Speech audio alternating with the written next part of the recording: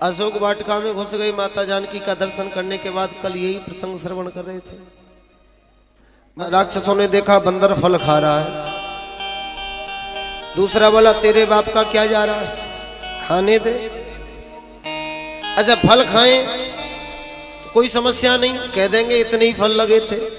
लेकिन हनुमान जी जो पेड़ उखाड़ रहे हैं, पेड़ों की गिनती कम हो गई तो रखवालों को जवाब देना पड़ेगा। अब राक्षस आए, ए बंदर क्या कर रहा है? हनुमान जी बोले तुम्हारा इंतजार कर रहा हूं, आओ। जो राक्षस हनुमान जी को पकड़ने गए, जो हनुमान जी ने कछ मारे कछ मर दे से, कछ में लिए सिधर धूर। कुछ को तो हनुमान जी ने पेड़ फेंक के मार दिया, कुछ को हाथ में ले लिया और ऐसे ऐसे करके मसलने लगे। और कुछ लोगों को तो ऐसे हाथ में पकड़ते हैं, ऐसे साबुन की तरह मल देते हैं शरीर पे, तेल मालिश कर रहे हो। कछ मारे कछ मर्दे से। अच्छा हनुमान जी का बेकराकार था, ना तो भूधराकार शरीर, कनक भूधरा। और हनुमान जी ने कुछ सेवकों को, राक्षसों को यूं हाथ में पकड़ा, तो जो हाथ में राक्षस थे वे चिल्ला रहे थे बचाओ बचाओ बचाओ। नीचे वाले बोले बचावे तो तब जब वहां तक पहुंचे, कैसे बचावे? कुछ लोग बोले काम करो चलो बंदर को पांव पकड़ के गिराओ। जो लोग पांव पकड़ के गिराने गए थे सो कछ में लिए सिधर धूल, उनको धूल में मसल दिया। जो बेचारे बच गए तो कछ पुन जाए पुकारे सुप्रभु मरकट बल भूर। अच्छा जो आदमी भाग के आएगा, परेशान होके आएगा, वो ज्यादा बड़ी बात बोल ही नहीं पाएगा, हाँपता रहेगा। ये राक्षस इतने हाँप के आए कि 2 अक्षर से ज्यादा कुछ बोल ही नहीं पाए। क्या बोले? नाथ एक हावा कपे भारी। सांस नहीं जुड़ रहा। और जब सांस में थोड़ा सा ठहराव आया तब 3 अक्षर बोलने लगे, ते ही अशोक वाटिका उजारी। अशोक वाटिका उजाड़। रावण को गुस्सा आया, भेजा अपने अक्षय कुमार को, नाम है अक्षय। हनुमान जी के पास गया तो अक्षय का क्षय कर दिया। बोले हनुमंत लाल जी महाराज की जय हो। बड़ी जल्दी अक्षय मारा गया। मेघनाथ को भेजो। मेघनाथ चला। इसके संग में पता है, देखो पहले जो बगीचे की रखवाली कर रहे थे वे कौन है? भट्ट। और अक्षय कुमार के आए साथ में कौन? चला सुभटले संग अपारा। रखवाली करने वाले थे भट्ट। अक्षय कुमार के साथ आए थे सुभट। और ये इंद्रियजीत जो मेघनाद आया, इसके साथ कौन आया? महाभट्ट। रहे महाभट्ट ताके संगा। कितने भट्ट? सुभट, महाभट्ट। और ये जितने भी आए हनुमान जी ने सबको मिला के भट्टाभट्ट कर दिया। बोल वीर बजरंगबली महाराज की सबको। और जो जितना बड़ा बलवान था उसको उतनी ही आसानी से मारा। गहे गही कपि मर्दय निज अंगा, ये रगड़ देते हैं शरीर से। इंद्रजीत गया, मेघनाथ, हनुमान जी ने एक मुष्टका मारी सो चारों खाने चित। ये अच्छा शब्दों का मिलान देखिए आप, इनकी महिमा। चला इंद्रजित अतुलित जोधा। और हनुमान जी कौन है? अतुलित बलधामम। ये अतुलित जोधा, हनुमान जी अतुलित बलधामम। और दोनों का युद्ध, ये अतुलित जोधा अतुलित बलधामम। इंद्रजीत बोला मैंने सबको जीत लिया, तू मुझसे कैसे बच पाएगा? हनुमान जी बोले तूने अब तक उन्हें जीत लिया होगा जिनके ऊपर काम की छाया होगी, लेकिन हमारे ऊपर काम की छाया नहीं है, हमारे ऊपर तो श्री राम की छाया है, हमें तू नहीं जीत सकता। एक मुष्टका में चारों खाने चित्त। उसको लगा ये बंदर तो बड़ा बलवान है, मुझे मार ही डालेगा क्या? तो ब्रह्मास्त्र ही साधा, ब्रह्मास्त्र ठान लिया। तो कपि मन कीन विचार। हनुमान जी ने विचार किया, कहना बिना विचारे जो करे सो पाछे पछता है। किसी ने हनुमान जी से कहा क्या ये आप ब्रह्म फांस का बंधन नहीं तोड़ सकते? हनुमान जी बोले मैं बिल्कुल तोड़ सकता हूं। फिर आप ये ब्रह्मवान का बंधन क्यों नहीं तोड़ रहे हैं? हनुमान जी बोले देखो ये ब्रह्म फांस ब्रह्मा जी का है, ब्रह्म वरदान। अगर हम इसे तोड़ देंगे तो इसमें ब्रह्मा जी का अपमान माना जाएगा। वे विरुद्ध हैं। मैं ब्रह्म फांस का बंधन तो तोड़ सकता हूं, लेकिन मैं किसी वृद्ध का बंधन नहीं छोड़ सकता हूं, ये हनुमान जी कहते हैं। ब्रह्म फांस का बंधन तोड़ सकता हूं, लेकिन वृद्ध जनों का बंधन नहीं छोड़ सकता हूं।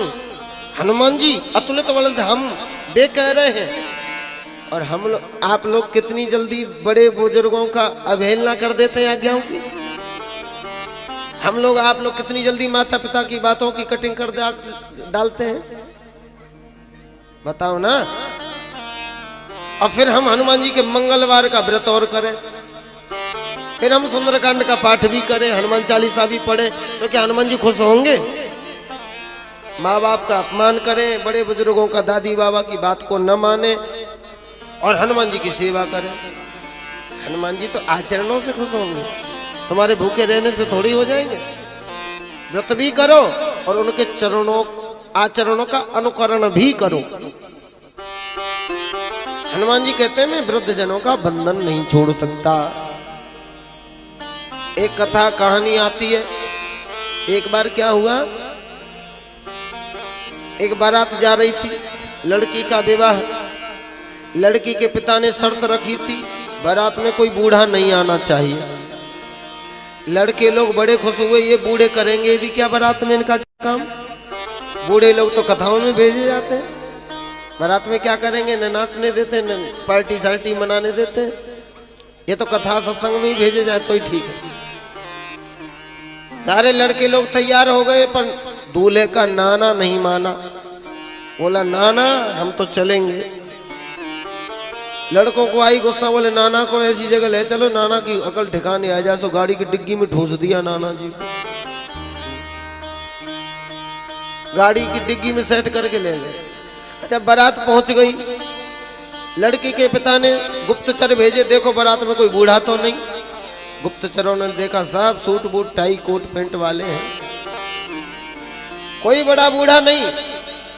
लड़की के पिता ने एक शर्त भेज डाली, विवाह तो होगा लेकिन हमारी एक शर्त है, हमारे गांव के पास में एक नदी बहती है, उसमें तुम्हें जल की जगह शुद्ध दूध बहाना होगा तो विवाह होगा, अन्यथा नहीं होगा, बारात ले जाओ। लड़कों ने वह शर्त पढ़ी, सूट बूट पैंट कोट वाले, शर्त पढ़ के सब अभिमान की हवा भरी थी से निकल गई, पंचर हो गए। बोले इम्पॉसिबल, नहीं हो सकता। अरे ये तो मजाक कर रहे हैं, और ये बारात बुलाना, ये तो हमारी हंसी करना है, ये बारात विवाह करना ही नहीं था तो बारात बुलाई की काहे? ले चलो बारात। इतना दूध कहाँ से लाएंगे? एक बोला बारात जब ले ही चल रहे हो तो नाना की जान काहे को ले रहे हो? नाना को निकाल लो भले आदमी डिग्गी से। डिग्गी खोल के नाना जी को निकाला, चलो कहाँ, वो घर है। नाना जी बोले विवाह, बोले कैंसिल। कैसे? बोले लड़की के पिता ने ऐसी शर्त रख दी जिसे हम पूरा नहीं कर सकते। आखिर बताओ तो सही क्या शर्त है? अरे लड़की का पिता कहता है हमारे गांव में जो नदी बहती है उसमें जल की जगह शुद्ध दूध बहा दो तो हम विवाह कर देंगे, अन्यथा बारात ले जाओ। हम इतना दूध कहां से लाएंगे? या चाय को तो मिल नहीं रहा तो जी, इतना दूध कहां से लाएंगे? लड़के का नाना बोला मूर्खो, क्या ऐसी छोटी छोटी बातों पे भी बारात लौटती है? लड़के बोले नाना दिमाग खराब हो गया, ये छोटी बात है। नाना जी बोले बिल्कुल छोटी बात है। कैसे? बोले तुम भी एक शर्त भेज दो। बोले कह दो हमने दूध का इंतजाम कर लिया है, पर हमारी भी एक शर्त है। क्या? बोले नदी का पानी खाली तुम करवा दो, दूध हम बहा देंगे। नदी का पानी खाली तुम करवाओ। अब ये शर्त जब लड़की के पिता ने पढ़ी तो डांट करके बोला मूर्ख को, ठीक से देखो जरूर कोई बूढ़ा आया है बारात में, अन्यथा ऐसा हो ही नहीं सकता। तो भाई बुजुर्गों के अनुभव की कद्र करो, उनके अनुभव की अवहेलना मत करो। एक गांव में आग लगी थी, दो लोग जलने को मजबूर हो गए। एक अंधा एक लंगड़ा। अंधा भाग तो सकता था पर उधर ही भागता था जिधर आग लगी थी। लंगड़ा देख सकता था पर भाग नहीं सकता था। अंधे ने लंगड़े से कहा, लंगड़े ने अंधे से कहा, भाई हम तुम दोनों आग में जलने से बच जाएंगे कब? बोले अगर तुम हमें अपने कंधे पे बिठा लो तब। अंधे ने लंगड़े की बात मान ली, लंगड़े को अपने कंधे पे बिठा लिया। आंखें लंगड़े की काम कर गई और पांव अंधे के काम कर गए। दोनों आग में जलने से बच गए। यह कथा सार्थक संदेश क्या देती है? आज हमारे समाज में भी अशांति की आग लग रही है। घरों में कलह क्लेशों की आग लगी हुई है। अव्यवस्थाएं हो रही हैं, घरों में परिवार टूट रहे हैं, बिखर रहे हैं, हमारा समाज बिखरता जा रहा है। दो लोग जलने को मजबूर हैं, एक अंधा एक लंगड़ा। अंधा कौन, लंगड़ा कौन? बोले लंगड़ा बुढ़ापा और अंधी जवानी। लंगड़ा बुढ़ापा और अंधी जवानी। जवानी में जोश के पांव तो हैं पर होश की आंखें नहीं हैं, और बुढ़ापे में होश की आंखें तो हैं पर वहां जोश के पांव नहीं हैं। दो लोग जलने को मजबूर हैं। और जिस तरह अंधे ने लंगड़े को कंधे पे बिठा लिया, दोनों आग में जलने से बच गए, उसी तरह अगर ये अंधी जवानी लंगड़े बुढ़ापे को अपने कंधे पे बिठा ले, अर्थात पांव हो युवक के और आंखें हो अनुभव की हमारे वृद्ध जनों की, तो आज भी हमारा समाज अशांति की आग में जलने से बच सकता है। इसमें कोई दो राय नहीं है। हनुमान जी की ये सुंदरकांड की कथा हमें साफ संदेश देती है। अपने अपने परिवार में बुजुर्ग जनों का, माता पिताओं के अनुभव का अनुकरण जरूर करिए। उनसे बिना पूछे कोई भी बड़े काम मत करिए। और जो माँ बाप को बिना बताए जो भी काम किए जाते हैं, जो माँ बाप को नहीं बता सकते, वे सारे काम 2 नंबर के हैं। 1 नंबर का काम कौन सा है? जो माता पिता को बता करके किया जावे, जो उनकी आज्ञा लेके किया जावे। अगर माता पिता को जो काम बताने लायक नहीं है, हम चाहे जितना उसे बढ़िया मानते रहें, लेकिन वो सब 2 नंबर की श्रेणी में आते हैं। 1 नंबर के हो जाओ। बोलिए भक्त वत्सल भगवान की जय।